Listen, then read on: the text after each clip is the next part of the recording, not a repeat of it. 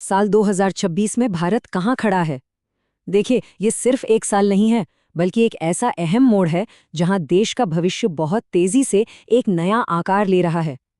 तो चलिए आज देखते हैं कि वो कौन सी बड़ी ताकतें हैं जो भारत को एक नए दौर की तरफ ले जा रही हैं। इससे पहले कि हम भारत की कहानी में गहराई से उतरें, एक पल के लिए इस बड़े सवाल पर रुकते हैं कि आखिर किसी भी देश का भविष्य तय कैसे होता है। यही सवाल आज के हमारे विश्लेषण की नींव बनेगा। तो आज हम किन चीजों पर बात करने वाले हैं? हम देखेंगे भारत की बदलती तस्वीर, डिजिटल दुनिया से लेकर अंतरिक्ष की ऊंचाइयों तक, अर्थव्यवस्था की चुनौतियों से लेकर हेल्थ सेक्टर में हो रही क्रांति तक। और आखिर में हम इन सभी धागों को एक साथ जोड़कर देखेंगे कि भारत का अगला अध्याय क्या हो सकता है। तो चलिए शुरू करते हैं टेक्नोलॉजी से और खास तौर पर आर्टिफिशियल इंटेलिजेंस यानी एआई से। दुनिया के सबसे बड़े लोकतंत्र में ये एक बहुत ही शक्तिशाली औजार भी है और उतना ही खतरनाक हथियार भी। एआई का इस्तेमाल दो बिल्कुल अलग, एकदम उल्टे तरीकों से हुआ। एक तरफ इसने पार्टियों को भारत की 22 आधिकारिक भाषाओं और हजारों बोलियों की दीवार को तोड़ने में मदद की, जिससे वो ज्यादा से ज्यादा लोगों तक अपनी बात पहुंचा सकें।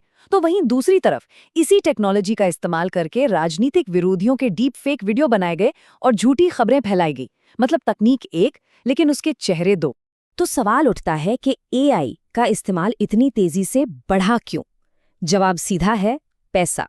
वोटरों तक पहुंचने के लिए एआई से कॉल करवाना किसी इंसानी कॉल सेंटर के मुकाबले 8 गुना सस्ता था और इसी वजह से 5 करोड़ से ज्यादा एआई पावर्ड कॉल्स की गईं। सोचिए जरा। और ये खतरा सिर्फ भारत तक ही नहीं है। ये रिपोर्ट हमें याद दिलाती है कि एआई से फैलाई गई गलत जानकारी किसी भी लोकतंत्र की नींव को हिला सकती है, जिससे लोगों का चुनावी प्रक्रिया पर से ही भरोसा उठ सकता है। ये एक ग्लोबल चिंता है। अच्छा, टेक्नोलॉजी के इस दोहरे पहलू से आगे बढ़ते हैं और अब भारत की उम्मीदों के एक और आयाम को देखते हैं, अंतरिक्ष। ये एक ऐसी कहानी है जो जमीन से उठकर सितारों तक पहुंचने की है। भारत की स्पेस एजेंसी इसरो एक असाधारण मिशन पर है। मार्च 2026 तक 7 बड़े स्पेस मिशंस लॉन्च करने की योजना है। ये भारत के स्पेस प्रोग्राम के लिए एक जबरदस्त तेजी का दौर कहा जा सकता है। जरा इस रोड मैप पर एक नजर डालिए। इसमें सब कुछ है। गगनयान मिशन के साथ इंसान को अंतरिक्ष में भेजने की तैयारी भी है। कमर्शियल लॉन्च के जरिए दुनिया के लिए एक स्पेस हब बनना भी है और नई टेक्नोलॉजी का विकास भी। ये एक ऐसी रणनीति है जो भारत को स्पेस की दुनिया में एक बड़ी ताकत बनाने के लिए तैयार की गई है। और ये सिर्फ कुछ मिशनों की बात नहीं है, ये एक बहुत बड़ी योजना का हिस्सा है।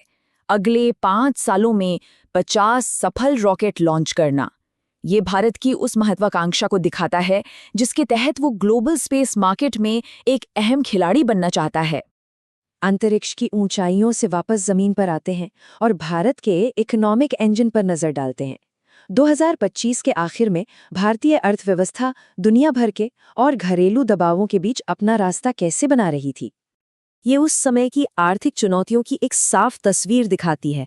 रुपए की कीमत में गिरावट और विदेशी निवेशकों का पैसा निकालना, ये दो बड़ी चिंताएं थीं जो बाजार पर हावी थीं। लेकिन पूरी कहानी सिर्फ इतनी नहीं है। इन आंकड़ों को देखिए। रेपो रेट 5.25% पर था, मतलब कर्ज की लागत स्थिर थी।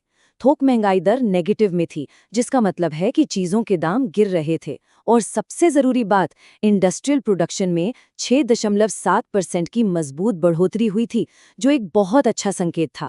ये चार्ट एक दिलचस्प कहानी बताता है। एक तरफ भारत बाहर से कम सामान खरीद रहा था, यानी इंपोर्ट घट रहा था, लेकिन दूसरी तरफ देश के कारखानों में प्रोडक्शन बढ़ रहा था और एक्सपोर्ट में जबरदस्त उछाल देखा गया। ये घरेलू अर्थव्यवस्था की ताकत का एक साफ संकेत था। देखिए, एक मजबूत अर्थव्यवस्था की नींव उसके स्वस्थ नागरिक होते हैं। तो चलिए अब देखते हैं कि भारत ने अपने लोगों के स्वास्थ्य और हेल्थ केयर सर्विसेज में किस बड़े पैमाने पर निवेश किया है। ये नंबर देखिए, 45,577। ये उन सरकारी स्वास्थ्य सुविधाओं की संख्या है जिन्हें नवंबर 2025 तक NQAS सर्टिफिकेट मिला। इसका सीधा मतलब है कि ये सुविधाएं क्वालिटी के एक तय स्टैंडर्ड को पूरा करती हैं, जो बेहतर स्वास्थ्य सेवाओं की ओर एक बहुत बड़ा कदम है। अब ये एक बहुत बड़ा आंकड़ा है। ई संजीवनी प्लेटफॉर्म के जरिए 26 करोड़ टेलीमेडिसिन कंसल्टेशन दिए गए, ये टेक्नोलॉजी के माध्यम से स्वास्थ्य सेवा को हर किसी तक पहुंचाने की एक असाधारण कहानी है। और ये बदलाव सिर्फ सेवाओं तक ही सीमित नहीं है। 2014 से मेडिकल कॉलेजों की संख्या में 111% की भारी बढ़ोतरी हुई है। ये आने वाली पीढ़ियों के लिए डॉक्टरों और हेल्थ केयर प्रोफेशनल्स की एक मजबूत फौज तैयार करने जैसा है। ये स्लाइड दिखाती है कि एक बड़ी स्वास्थ्य चुनौती से कैसे निपटा जाता है।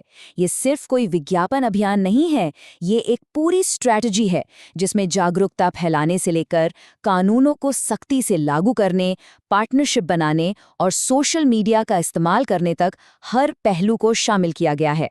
तो अंत में चलिए टेक्नोलॉजी, महत्वाकांक्षा, अर्थव्यवस्था और स्वास्थ्य के इन सभी अहम धागों को एक साथ पिरोते हैं और देखते हैं कि ये भारत के अगले अध्याय के लिए क्या मायने रखता है। तो हमने क्या देखा? हमने एक ऐसे भारत की तस्वीर देखी जो टेक्नोलॉजी के दोहरेपन को साध रहा है, अंतरिक्ष में नई ऊंचाइयों को छूने का सपना देख रहा है, दुनिया भर के आर्थिक तूफानों के बीच भी अपनी जमीन पर मजबूती से खड़ा है और सबसे बढ़कर अपने नागरिकों के स्वस्थ भविष्य में निवेश कर रहा है। और अगर भविष्य की बात करें तो ये एक आंकड़ा बहुत कुछ कह देता है। अनुमान है कि भारत का सेमीकंडक्टर सेक्टर 2026 तक 10 लाख नई नौकरियां पैदा करेगा।